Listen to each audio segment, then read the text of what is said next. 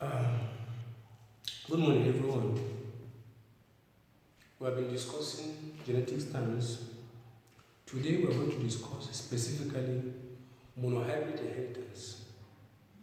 We call it monohybrid inheritance. We also call it monohybridization. We also call it monohybrid cross. But still, it's talking about one thing. That's okay. Monohybrid inheritance.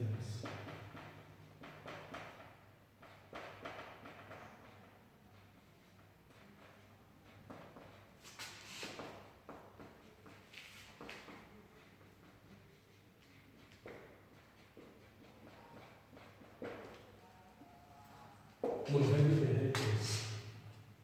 That is crossing of two individuals that differ in one pair of contrasting characteristics. For example, we can cross, by cross I mean husband and wife, maybe a tall wife and a short husband. That the characteristic that they differ is one, which is height of the body. So mono means one. So that since the difference is only one characteristic, which is the height of the body, we call it that cross. We call it monohybrid inheritance, or monohybridization, or monohybrid cross. An example, I want to give an example with a normal person.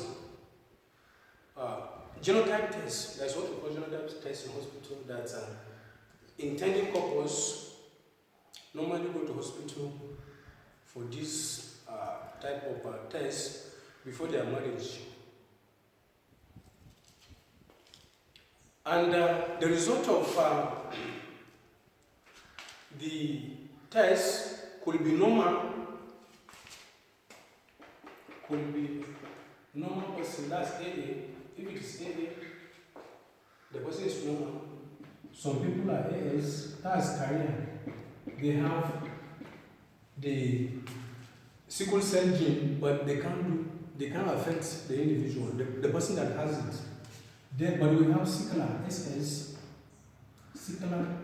This person will be affected because the structure of his red blood cell is sickle. Instead of normal shape, those cells need oxygen.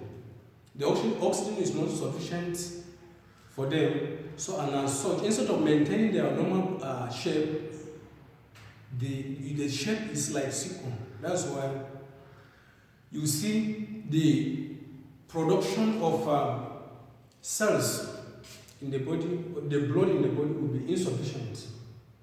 That's why the person will be lacking blood often and often. That's sickle.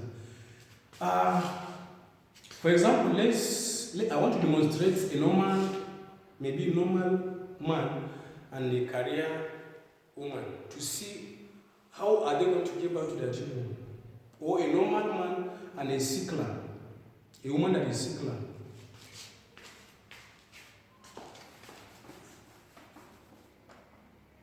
A normal man, that's AA.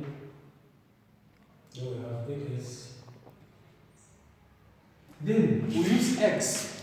X means mating. That sexual reproduction has taken place between the two. Maybe this man and this woman. We use X in this center. Then this one, they are parents. Both of them are parents. Then they have, that's what we call gamete. I think I have explained this gamete. This is sperm cell or spermatozoa, and this one, this is egg cell or ova or ovum.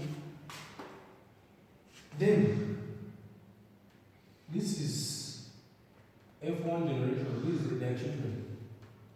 Here we have A.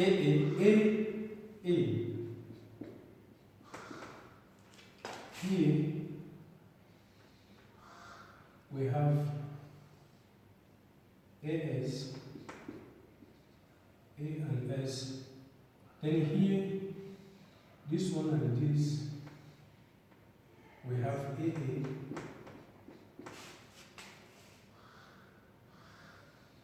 This one and this one, we have AS. Then, these are the parents. This is the gamete, and this is F1 generation. That's first filial generation. They are children. This is gamete, and this one is F1.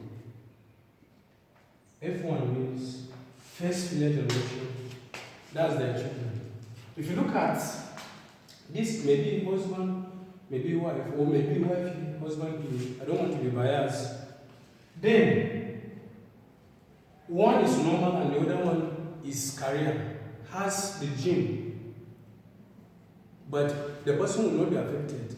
But we're going to look at the number of children that they're going to give birth to. How many of them, we're going to see the ratios of the carriers and normal offspring.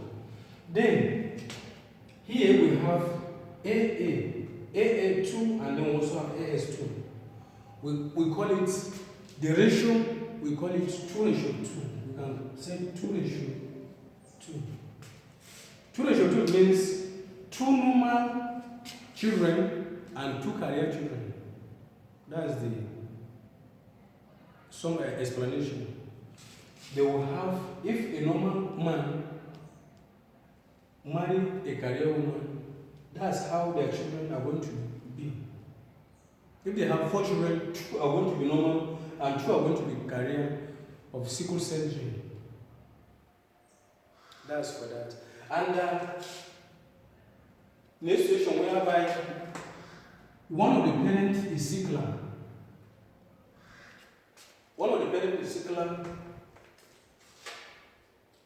for example, we have AA, then we have AS here, then they are met. This is gamete, this is gamete, this is another gamete, and this is, sorry, this one is sickler. This is gamete. Then, after the cross, we have AS, we have AS,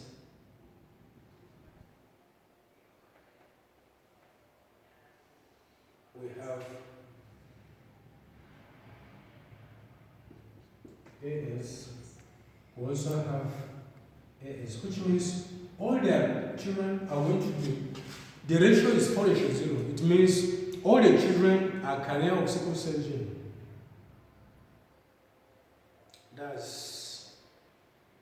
Then I want to cite an example with a carrier